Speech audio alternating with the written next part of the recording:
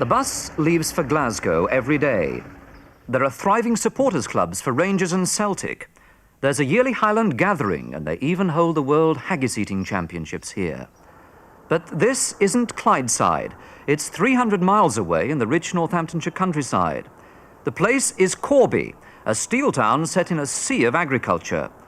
Most of the men came from Scotland to work here, and now many are having regrets. This year they face not only the loss of their jobs, the whole future of their town hangs in the balance. The giant British Steel Corporation plant dominates the skyline. Half the town's working population passes through its gates every day. And although British Steel won't name the day when the iron and steelworks is to close, the smell of despair already hangs over the town.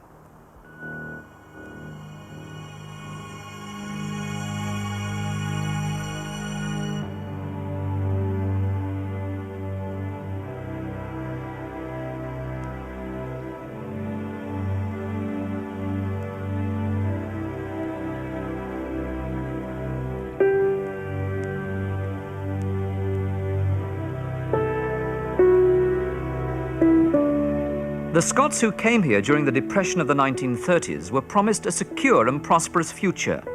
By the early 1950s, things looked so rosy that the area was designated a new town. But since a recession in the world steel industry in the 70s, the dream now looks tarnished. Hundreds of houses are vandalized, the crime rate is the worst in the county, and with unemployment already running at nearly 9%, the 1,200 school children who join the market for jobs every year stand little chance of finding employment. This was why Little Scotland was created at Corby: iron ore. Stewarts and Lloyds, the firm which bought the rights to mine here, decided to build the biggest integrated iron, steel and tube works in Europe. It made good sense to have everything virtually under one roof, and it was initially very profitable. But energy costs have now risen so much that British Steel is considering shutting down everything but the tube works and importing the feedstock from elsewhere. The economics make the decision almost inevitable. If things go on, the Corby Works is expected to lose more than £30 million this year. I think that Corby is a victim of change. It is true that over many years that it has been this one industry town, and it has suited lots of agencies, not just the Steel Corporation. It has suited government, national and local government. And at one time, when steel was in great demand just after the war, that suited everyone. So I don't blame anyone. It is change that has happened, and circumstances have made it that it is now not appropriate what was appropriate 20 years ago. What British Steel would like to do is to import steel stripped to the tube works from its brand new plants at Ravenscraig in Scotland and Redcar in the northeast, both of which should come into operation this summer. It's reached this decision instead of modernising the Corby plant. The development of the steel industry, which has been going on since we were nationalised, it is a long-term business. To develop a steelworks takes between 5 and 7 years, and when the concept of Redcar and Ravenscraig was mooted, that was in the early 70s, 1972. And at that time, we expected our industry to be in the early 1980s making over 30 million tonnes of liquid steel. It is now going to make less than 20 million tonnes. So what was a sensible plan has now, because of the change in the world economic situation, given us this problem of overcapacity. So it is easy now to say that we shouldn't have had these big new plants. It wasn't like that when they were planned. And the town of Corby itself turned into something never planned. There are 1,000 empty houses, and even the new estates are battered and depopulated. Corby's problem is that morale has now sunk so low that even with a prize-winning estate like this, it won a gold award when it was opened 9 years ago, people are moving out of here too. There are scores of empty flats, and the shops are moving out because of theft and vandalism. And if things look bad now, think what they'll be like if the steelworks closes down. What little industry came to Corby didn't last long. It's only in the last 3 or 4 years that it's managed to attract new firms. Unlike other new towns, the government wouldn't allow Corby to diversify its industry, leaving it dangerously dependent on steel. Now it's come to the end of its era of new town status, and the Development Corporation and District Council called in a firm of consultants to assess its future and find out what went wrong. Well, nobody can be really blamed for what's happened to steel, but I think you can say maybe that governments 10 to 15 years ago might have been a little bit less optimistic about population growth, might have allowed Corby to diversify then, might not have encouraged Corby to build quite so many houses, because as you know, and you can see around here, there are already quite a lot of homes that are empty in Corby, even before the steelworks closes. Now, how do we get out of this mess? What can we do?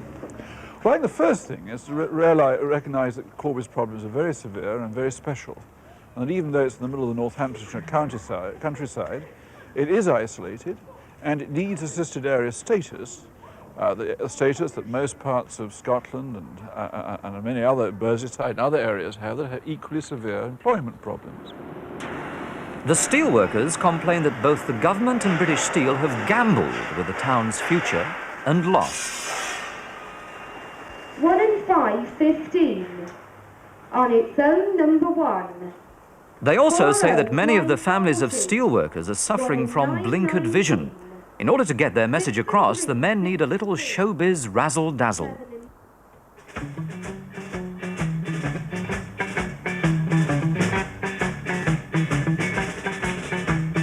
BSC, Corby, BSC, Corby. They're going to close the steelworks and put us on the dole. Put us on the scrappy and so destroy our souls. For the trade unionists, the talk is of little else but steel and the closure. The lads are beginning to realise there's got to be a stand made somewhere. Well, we know that stand is Bilston. If Bilston falls, Corby's the second casualty. Well, thank you, Mr. An action committee has been formed jointly with the steelworkers of Bilston and Shotton, whose jobs are also threatened. In Corby itself, there's an independent fighting force too, called ROSAC. Its aim is to retain steelmaking in the town. There's talk of a work-in and of bringing in Jimmy Reed, the veteran of the battle to save the Upper Clyde shipyards. Making approaches regarding moving into the cooperative stage, because we've got to be ready for it as and when it comes along. Talking with If British Steel decides to bring in steel strip from Redcar and Ravenscraig, these men believe they can stop it entering the Corby tube works. And they have the backing of the Iron and Steel Trades Confederation. We believe we can hold the fort here as things stand, but we want sympathy from the working class movement. We want pressure onto the cabinet, and we've got a Labour cabinet, remember. We've got 1.5 million unemployed under a Labour government. They're going to put more people on the dole. One way we could be helped is to look in the technical side if we can improve how we make steel. I won't go into all the ramifications of that, but it would probably cost them about 40 million a year to keep our steel workers on the dole. Why not take that kind of, and that's every year, why not take that kind of money and invest it into our steelworks and keep it going? It really is a nonsense to me to shut down the steelworks and put all these people on the dole, and then you, the taxpayer, have got to keep me and my lads on the dole. A complete closure of the steelworks would mean 1 worker in 3 in Corby out of a job. The town is already underprivileged. It has no passenger railway station, no hospital, even the town's technical college is closed. The fighting committee also knows what would follow if the jobs were destroyed. Vandalism and antisocial behaviour of people who are used to quite high wages, them finding themselves after spending their severance payment that they had no money. The antisocial behaviour, which I'm sure would happen, is that no decent employer would bring a firm to the town because of the security risk. And not only, but the whole concept of the town would change from a working town to an idle town. And we feel so strong is that the only thing that people in Corby did was to work as they were requested. Our timekeeping record is as good as anything in the British Steel complex. Our strike record is reasonable. I don't think we're any worse than anybody else. And so we're saying, well, why has it happened to Corby? We've done nothing as work people to create the situation. The solution is not just about closing these works. The solution is about creating a new Corby and creating jobs in Corby. Can BSC do that?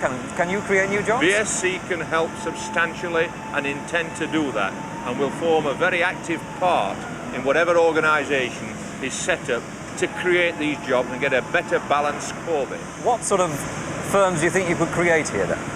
I believe that we've got a lot of skills in Corby. We've got a lot of engineering skills, and I believe it is ideal for some light engineering to come into Corby.